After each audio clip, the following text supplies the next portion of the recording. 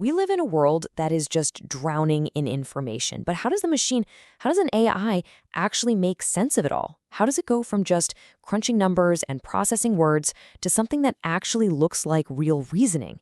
Well, that's exactly what we're going to break down. I mean, just picture it. A giant, chaotic, tangled web of raw data. This is the absolute core challenge for AI. We're surrounded by this sea of information. And for a machine to be truly smart, it can't just see the data points. It has to understand the connections between them. So the big question is, where does it even begin to untangle this mess? And that brings us right into our first big idea, really understanding this tangled web of data. Because before we can get to the incredible solutions, we have to appreciate the sheer scale of the problem that AI is up against. Seriously, think about it. To a computer, the word apple is just a string of characters. Is it the fruit? Is it the tech company? Without context, they're identical. This is the chaos we're talking about, just this ocean of disconnected facts. And that right there is the number one obstacle to creating anything that can genuinely. So how in the world do you bring order to that kind of chaos? Well, you start with a blueprint for knowledge. And in the world of AI, this blueprint has a specific name. It's called an ontology. Now, I know it sounds super complex, right? But at its core, an ontology is really just a set of rules and categories. It's a formal way of defining what things are, what kind of properties they have, and this is key, how they relate to other things. It's not the data itself, but it's the framework, the structure that's going to hold all that data. This is the best way to think about it. Imagine walking into a massive library where all the books are just thrown in a giant pile on the floor. That's raw data for you. You'd never find anything. An ontology is like the library's filing system, the Dewey Decimal System for AI.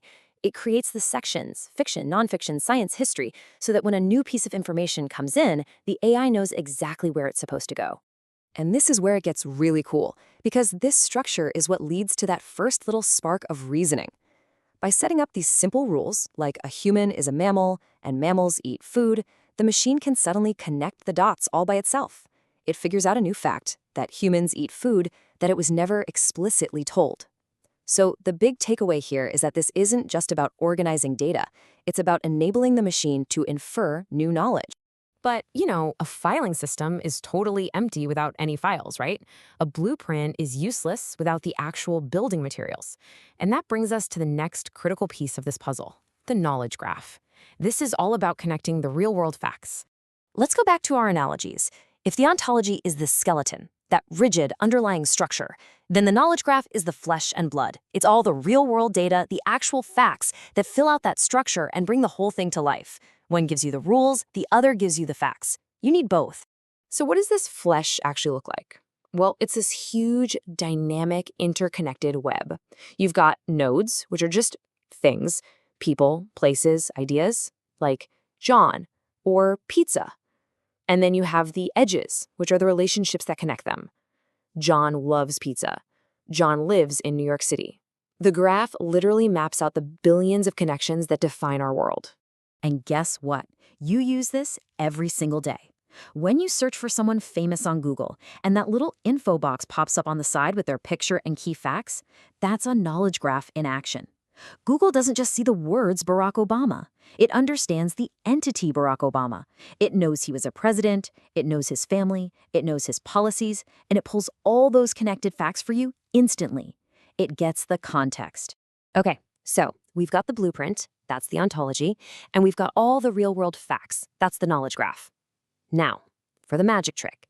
This is the moment where the two come together and the machine actually starts to think. Now, AI reasoning isn't just one single thing. It actually comes in different flavors. First, you have deductive reasoning. This is pure, strict A plus B equals C logic. If all mammals have lungs and a dolphin is a mammal, then a dolphin must have lungs, no doubt about it. Then there's inductive reasoning, which is about spotting patterns. If you see thousands and thousands of birds and they all fly, you generalize that most birds can probably fly. And finally, you've got abductive reasoning, which is so important for the real world. This is about making the best possible guess with incomplete, messy information. It's the most human-like of the three. This all sounds amazing in theory, right? But where is this stuff actually making a difference in our lives today? Let's dive into a few really powerful examples. We already touched on this with Google, but it's worth hitting again. This is the huge leap from a search engine that just finds pages with the words Leonardo da Vinci to one that truly understands who he was. It can connect him to the Mona Lisa, to his anatomical drawings, to his designs for flying machines, and give you this rich, useful summary of information, not just a flat list of links. Okay, now let's raise the stakes a bit. In medicine, a knowledge graph can map out the incredibly complex relationships between diseases, symptoms, genetics, and treatment results. A doctor could use a system like this to reason through a really tough diagnosis, finding hidden patterns from thousands of similar cases that no single human could ever hope to process on their own. It's all about augmenting human expertise. And of course, there's the recommendation engines we see everywhere, like on Netflix. The system doesn't just know you watched a detective movie. The knowledge graph connects that movie to its director, its lead actors, its theme of, say, gritty urban noir. And so it can reason that you might like another film by that same director, or a totally different movie that just happens to share that same gritty theme. It makes these brilliant connections you might not even make yourself. So where do we go from here? I mean, this technology is already incredibly powerful, but honestly, we are just getting started. And there are still some pretty big challenges to tackle. For one, the world changes constantly, so keeping a knowledge graph accurate and up to date is a monumental task. And as we've talked about, context is everything. An AI system has to be smart enough to know that the word pressure means something very different in a medical chart than it does in a weather forecast.